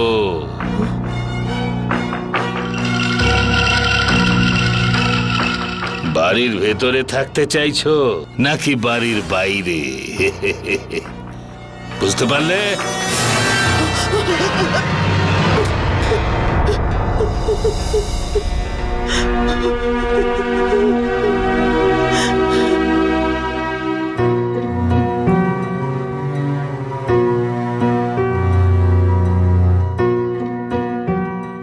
সন্ধ্যাবেলা ভালো করে সেজে গুজে নিস। তোর ওই লাল রঙের শাড়িটা আছে না, ওইটা পরিস, ঠিক আছে? কেন গো মা, কেউ আসছে নাকি? না, এমনিই বলছিলাম। আচ্ছা, বুঝতে পেরেছি। ও আসছে না?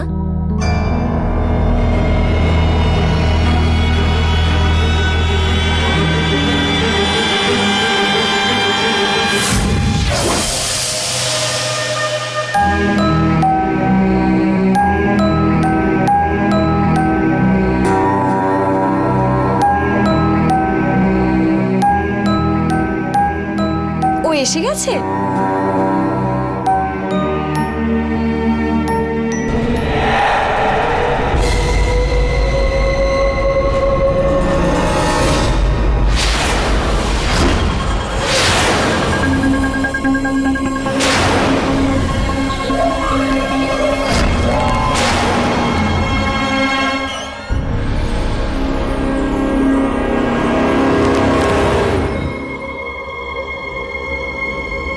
এখন কি বউয়ের ফুল সজ্জা দেখবার জন্য এখানে দাঁড়িয়ে আছো? যাও, আরে যাও না।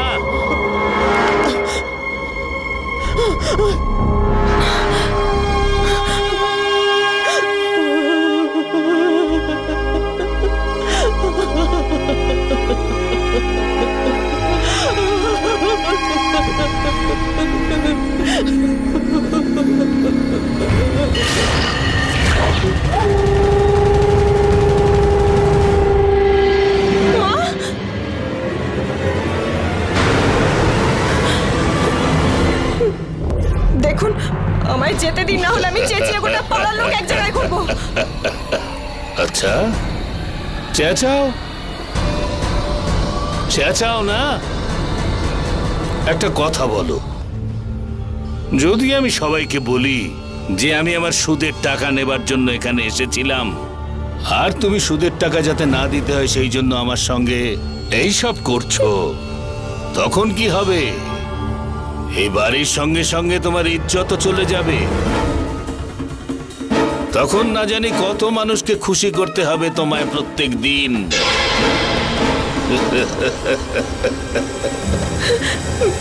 দেখুন মালিক, আমি বিবাহিত, আপনার মেয়ের বয়সী আমি। আমায় যেতে দিন এখান থেকে। আমায়। আরে তুমি কাঁদছো কেন? আমি কি তোমায় কোনো কষ্ট দেব নাকি? আরে আমি তো তোমাকে আদর করবার জন্য এসেছি, আদর। যতক্ষণ তুমি আমাকে সঙ্গ দেবে, আমিও তোমাকে নিশ্চিন্তে রাখবো। দেখো, এই বাড়িটা যদি বাঁচাতে চাও তাহলে সুদ তো দিতেই হবে। ওই সুদটুকুই তোমার কাছ থেকে নিতে এসেছি। আমায় যেতে দিন। দেখুন, আমায় যেতে দিন।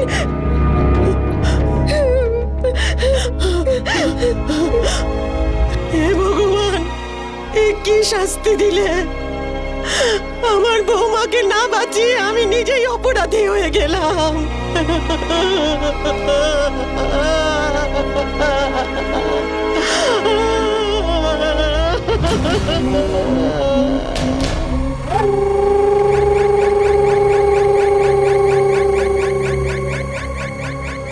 আরে ভয় পেও না, শুধু একটু আদর করবো। আমায় যেতে দিন।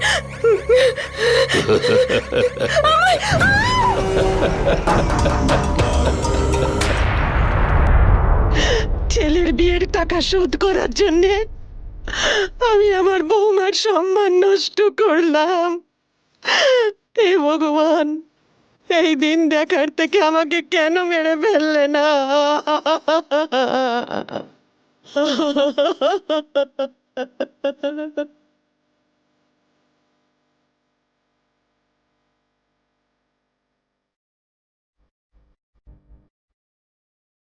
আবার আসবো তোমাকে আদর করতে, ঠিক আছে না?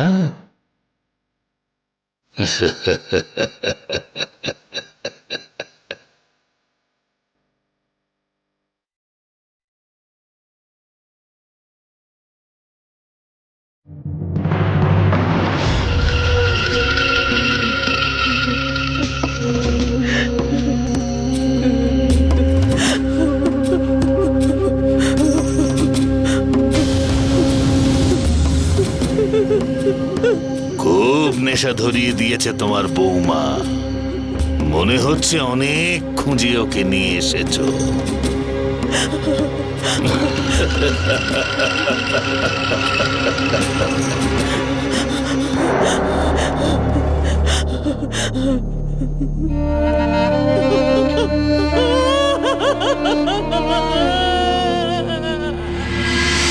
কামেশ্বর নিজের কামনার জন্য ও মঞ্জুরি আর বুনিয়াকে বাজেভাবে ফাঁসিয়ে ফেলেছিল।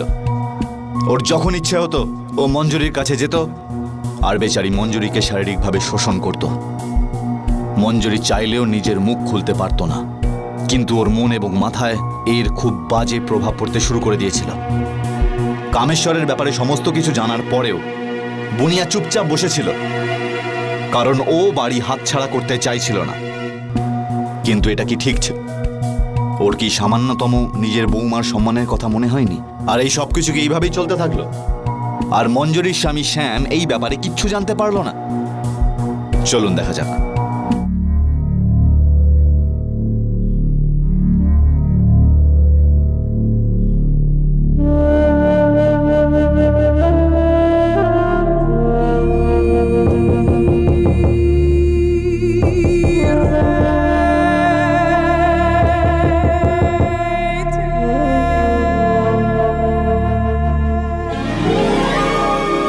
আরে শ্যাম, কেমন আছো মা? ভালো আছি।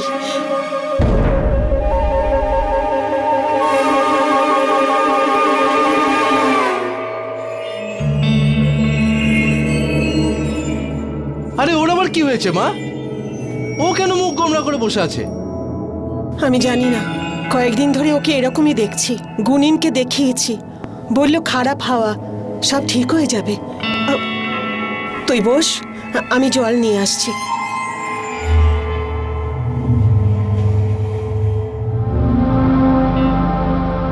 আরে কি হয়েছে মঞ্জুরি ডার্লিং? হ্যাঁ, আরে তুমি এত উদাস হয়ে আছো কেন? বলো, আমি চলে এসেছি, তোমার শ্যাম। এবার হাসো একটু, হাসো হাসো।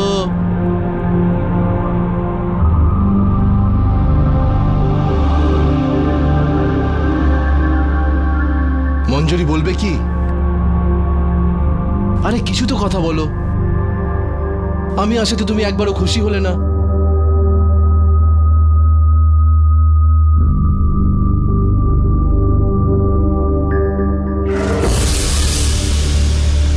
কি দরকার ছিল ওকে ডাকবার? সাহেব, ও আমার ছেলে হয়, বাড়ি ওর, আমি ওকে কি করে মানা করি? কতদিনের জন্য এসেছে? এতদিন পর এসেছে, কম করে 1 সপ্তাহ তো থাকবেই। 1 সপ্তাহ? এতদিন ও এখানে থেকে কি করবে? মুম্বাইয়ে ওর কাছে কোনো কাজ নেই নাকি? দেখো বুনিয়া, যদি এইভাবেই চলতে থাকে তাহলে তোমার পক্ষে বাড়ি বাঁচানো মুশকিল হয়ে যাবে। যদি তুমি তোমার বাড়ি বাঁচাতে চাও তাহলে ছেলেকে যত তাড়াতাড়ি পারো এখান থেকে পাঠাও, বুঝতে পারলে? ঠিক আছে সাহেব, যাও।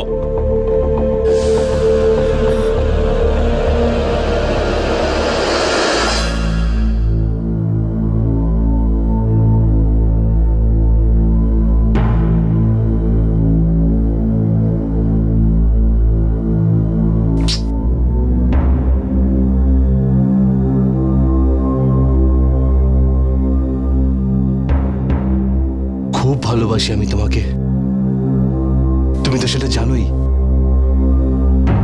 এই অবস্থায় আমি অন্তত তোমাকে দেখতে পারবো না। এর থেকে ভালো হতো যে আমি মরেই যেতাম। সত্যি করে বলো না ডার্লিং, যে কি হয়েছে? তুমি এরকম পাথরের মতো হয়ে আছো কেন? কেউ কিছু বলেছে নাকি তোমাকে?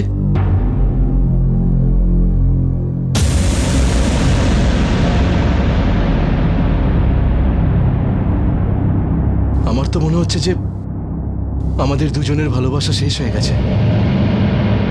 আগে যখন আসতাম আমি, তুমি আমার সঙ্গে কত কথাই না বলতে। এখন হঠাৎ করে কি হলো তোমার? হ্যাঁ, তুমি যদি আমাকে না বলো তাহলে কাকে বলবে?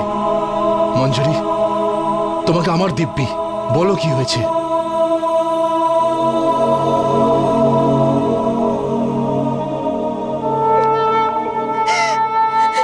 কি হয়েছে মঞ্জুরি? দেখো মঞ্জুরি, তুমি যদি আমাকে না বলো তাহলে কাকে বলবে? আচ্ছা শান্ত হও, বলো কি হয়েছে?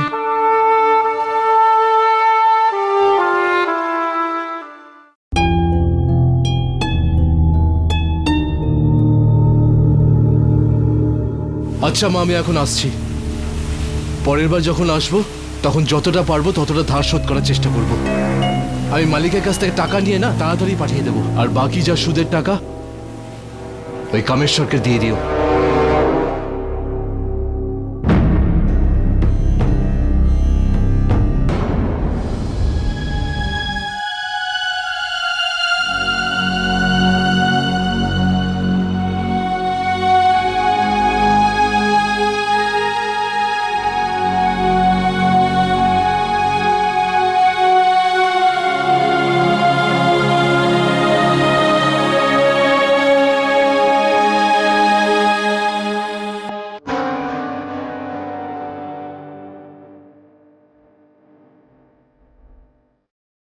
2 সপ্তাহ কত কষ্ট করে কাটিয়েছি তুমি জানো? কি করে বলবো? এতদিন পর শরীরটা আবার শান্ত হয়ে গেল।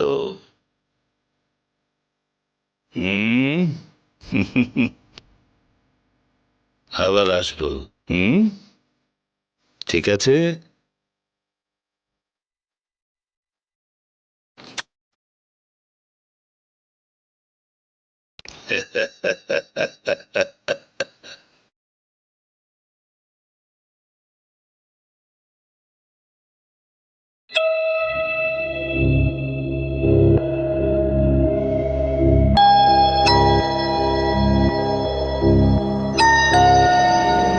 মা, ঝাড়ু আমাকে দাও। যাও, তুমি বিশ্রাম করো।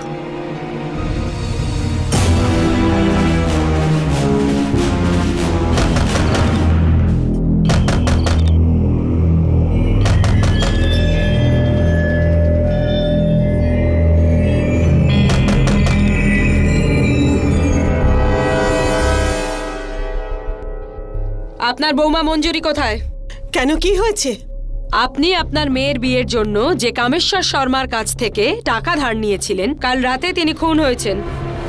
আমাদের সন্দেহ এই খুনটা আপনার বৌমা মঞ্জুরি করেছে। দেখুন, আমরা খোঁজ নিয়ে দেখেছি যে কামেশ্বর শর্মার সাথে আপনার বৌমার অবৈধ সম্পর্কও ছিল। হতে পারে যে এই অবৈধ সম্পর্কটা লুকোনোর জন্য আপনার বৌমা তাকে খুন করে ফেলেছে। কোথায় আপনার বৌমা মঞ্জুরি, বলুন।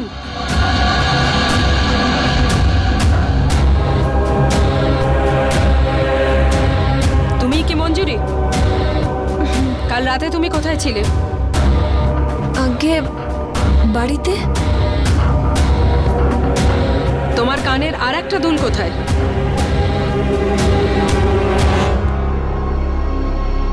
চিন্তা করার দরকার নেই, ওটা হারায়নি, এখানে আমার কাছেই আছে।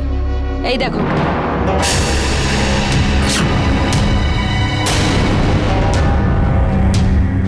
তুমি জানো এটা আমরা কোথা থেকে পেয়েছি? কামেশ্বর শর্মার লাশের কুর্তা থেকে। এর থেকে স্পষ্ট প্রমাণ হয় যে এই খুনটা তুমিই করেছো। নিয়ে চলো একে। মঞ্জুরি, এখনো সময় আছে, নিজের অপরাধ স্বীকার করে নাও। আমাকে কঠোর হতে বাধ্য করো না। আপনি যা খুশি করুন, আমি মিথ্যে কথা বলছি না। আমি সত্যিই কোনো খুন করিনি। আবার মিথ্যে কথা বলছো তুমি? না ম্যাডাম, ও মিথ্যে কথা বলছে না। আমার স্ত্রী ঠিক কথাই বলেছেন ম্যাডাম। খুন ও করেনি, খুন আমি করেছি। গ্রেফতার করো ওকে। না ম্যাডাম, মিথ্যে আমি নয়, মিথ্যে ও বলছে। আসলে ওকে আমিই খুন করেছি। ও শুধু আমাকে বাঁচানোর জন্য এইসব বলছে, আর কিচ্ছু নয়। আরে কেন মিথ্যে কথা বলছো মঞ্জুরি? হ্যাঁ, আমার অপরাধ তুমি নিজের উপর কেন নিচ্ছ? দেখুন ম্যাডাম, আমাকে বাঁচানোর জন্য মিথ্যে কথা বলছে। খুন আমি করেছি, আমাকে গ্রেফতার করুন। না, দাঁড়ান ম্যাডাম।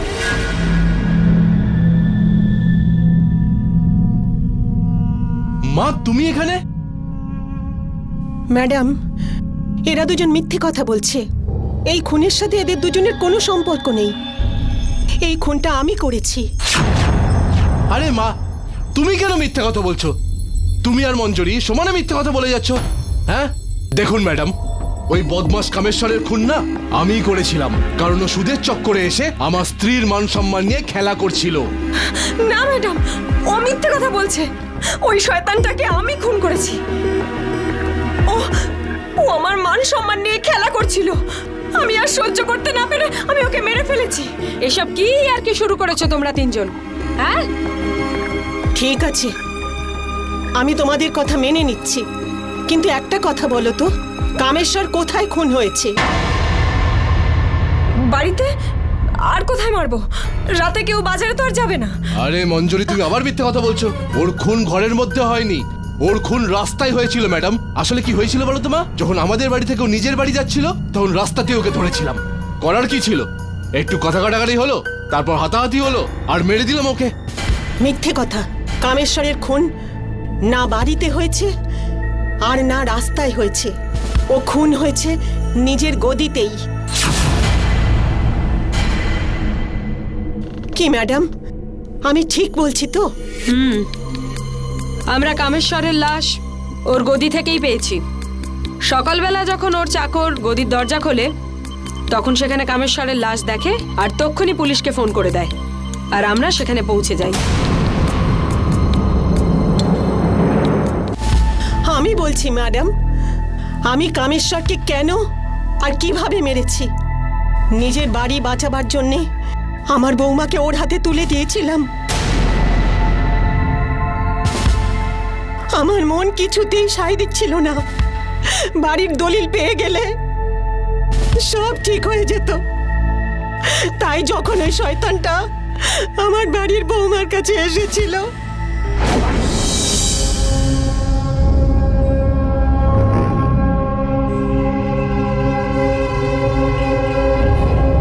বদমাশ শয়তান, আমার বৌমার অনেক সম্মান নষ্ট করেছিস, আর আমি আমার বৌমার সম্মান নষ্ট করতে দেব না।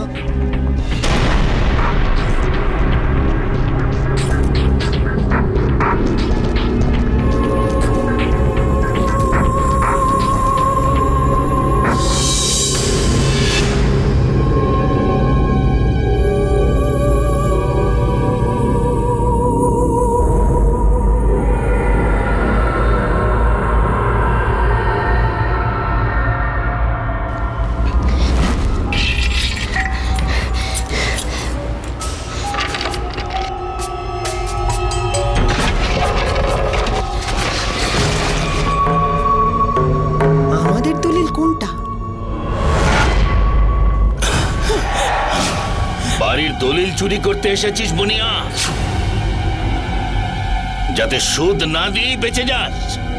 কিন্তু কামেশ্বরের থেকে মুক্তি পাওয়া এত সহজ নয়। আজ তোকে আমি চিরদিনের জন্য ছুটি দিয়ে দেব। আজ তোকে আমি কিছুতেই বাঁচতে দেব না। আমাকে ছেড়ে দাও, আমাকে ছেড়ে দাও, ছেড়ে দাও।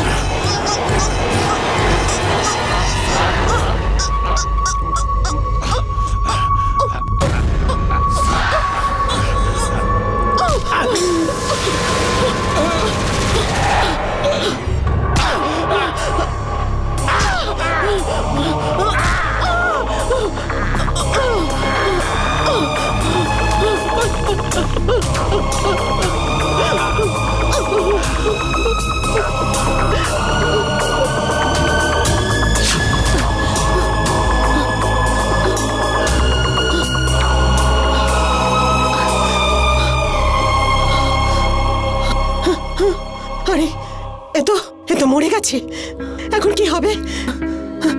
কেউ যদি জানতে পারে তাহলে তো বিপদ হয়ে যাবে। পুলিশ যদি জানতে পারে, পুলিশ চলে আসবে, আমাকে জেলে ঢুকিয়ে দেবে।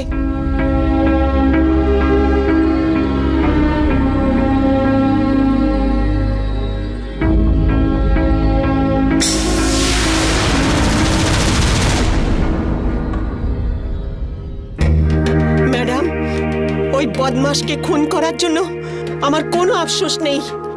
আফসোস শুধু এই যে আমি ওকে প্রথমে কেন মেরে ফেললাম না। যদি সেটা করতাম তাহলে আজ আমার বৌমার সম্মান রক্ষা পেত।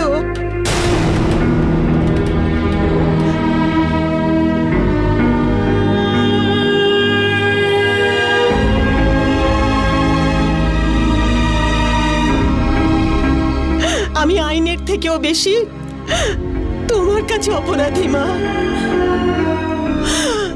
যদি পারো আমাকে ক্ষমা করে দিও।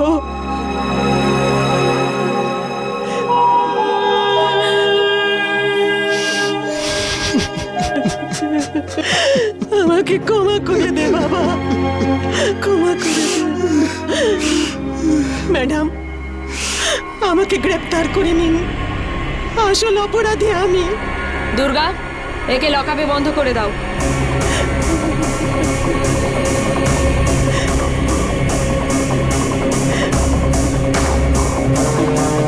মা